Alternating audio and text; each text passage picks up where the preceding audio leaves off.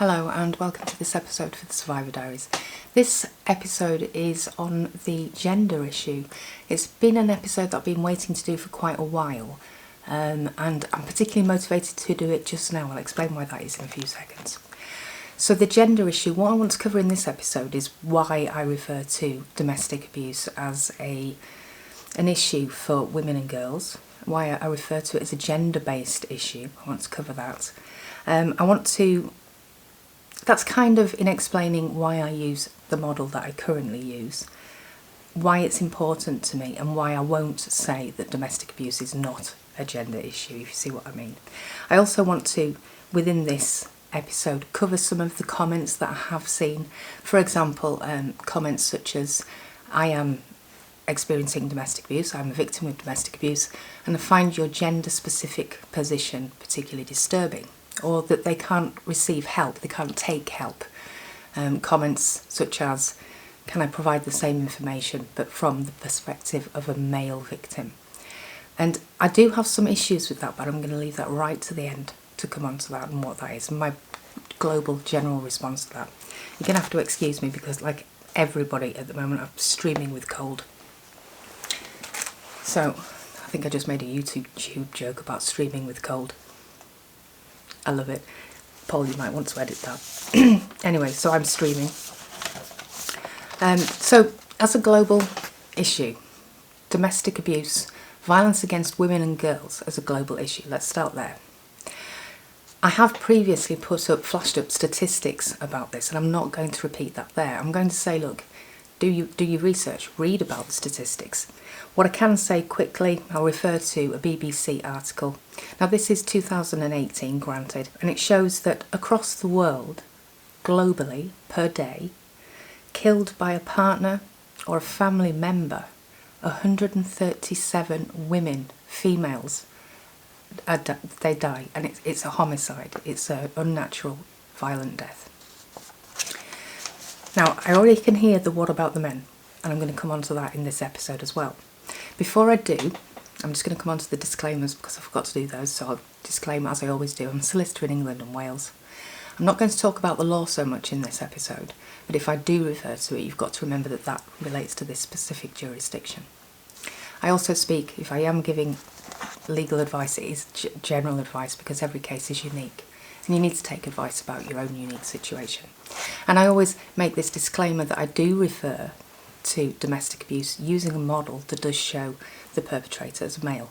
And for the rest of this series, while I'm showing how domestic abuse presents in co-parenting and in the child arrangements proceedings, I am going to continue to use that model.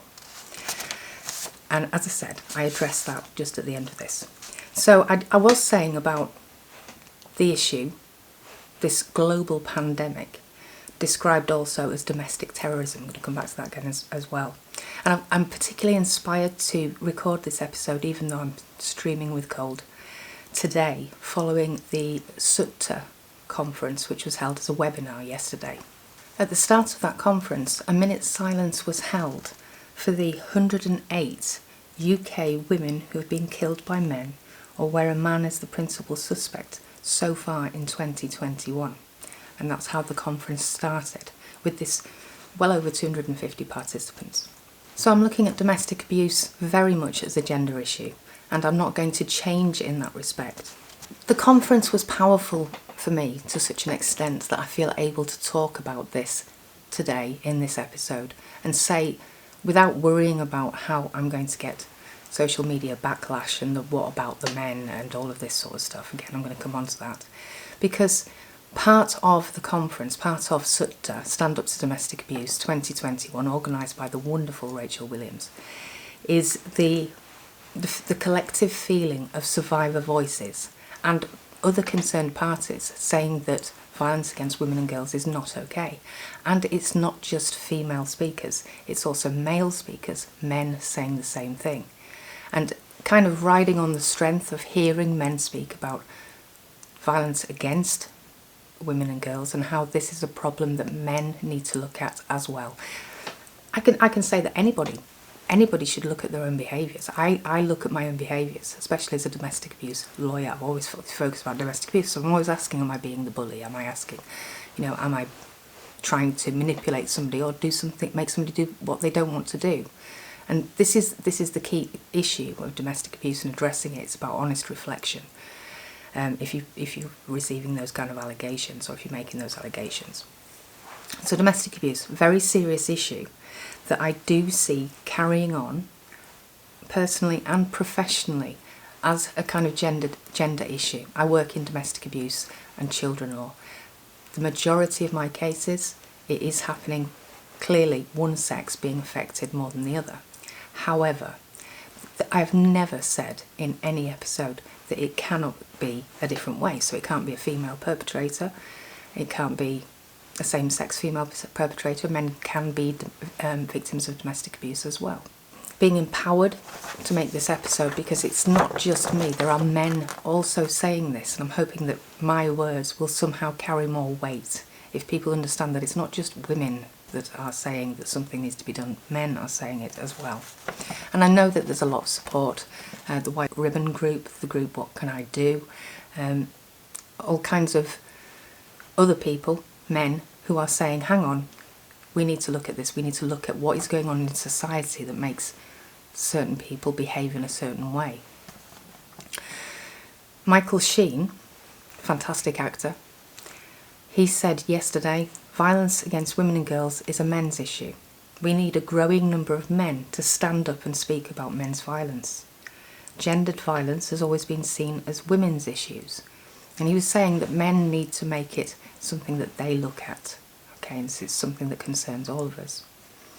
He acknowledged that the overwhelming majority of female domestic homicide victims are killed by men. And this is where it's this terrible, dangerous gender issue. It is actually a Margaret Atwood quote that says, and it's used in The Handmaid's Tale, where it's Offred, I think. She says that she'd heard somewhere that men are afraid that women will make a fool of them, and women are afraid that men will kill them. And it is actually Margaret Atwood's own words from some essays that I understand that she wrote sometime back in the 80s, I think. So other people identifying this gender problem, this gender issue. We also heard from a complete hero of mine, Nazir Afzal, who is former chief prosecutor, solicitor, although he mainly deals a lot with the criminal justice system. He also has coined the phrase gender terrorism in his book The Prosecutor, which we're going to just flash up, which is a fantastic book to look at. So I'm not just talking about anybody. He's a highly respected, highly intelligent man, also saying that men need to stand up, men need to help to support women who are experiencing domestic abuse. In his book, Gender Terrorism, he says, and he said yesterday, that women are the majority in the population, yet they are being treated contemptuously by authorities, by institutions, and by perpetrators. Violence against women and girls should be treated as a national policing policy, in the same way that terrorism is. And I personally completely agree with that. Okay, so I don't want these episodes to be too long because I am literally streaming, and I want to quickly move on to this whataboutery. What about the men? Now, first of all, also, I presume you're talking about a man where there's a female perpetrator, not just a man where there's a male perpetrator in the intimate relationship. And also, what about the females who are in a relationship with female abusers? Don't forget them as well. So, in the whataboutery, let's include all of that. As for these comments, what about the men? I have never said anything different. I completely agree. And I have said that provision is lacking for genuine male victims of domestic abuse, and provision is lacking in supporting female abusers to change their behaviour. I think that is an area that needs looking at completely. Remember everything that I'm saying about the gender issue and how it kills women. I am a woman.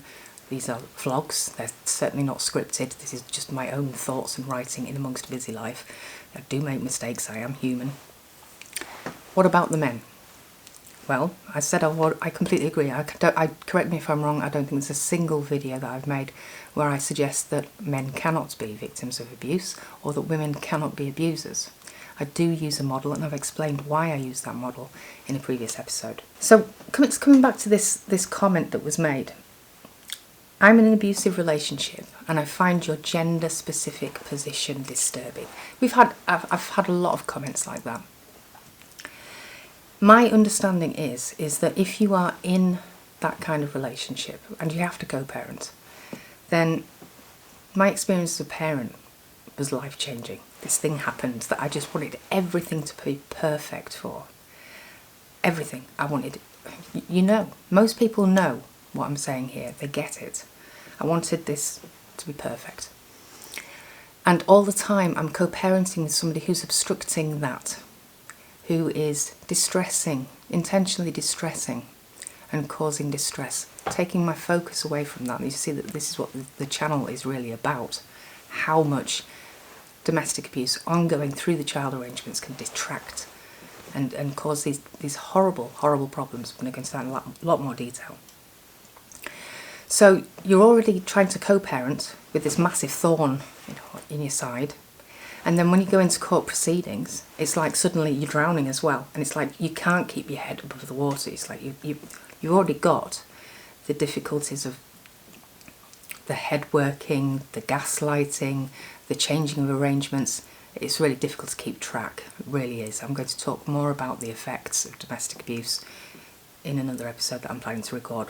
In that situation, my experience was where I really felt like I was going under. If anybody had thrown me a lifeline, a raft, one of those rings, in that moment of drowning, when people say, what about, or I'm in an abusive relationship but I find it too confusing because you're talking about men, that's like saying I don't want your ring or your raft or whatever it is because you're referring to it in a certain way.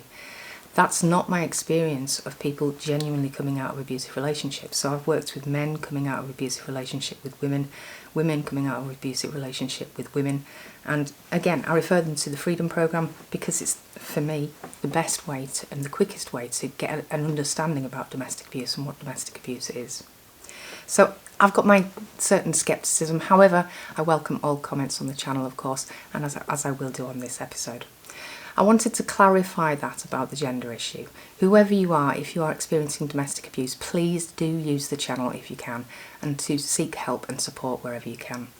I hope that that's been useful, at least for clarifying that, and also just referring to the amazing SUDTA experience. I'm going to put some links to Rachel's website and to other organisations that I've mentioned within this video. And I look forward to seeing you in the next episode or vlog. Thank you for watching. Goodbye.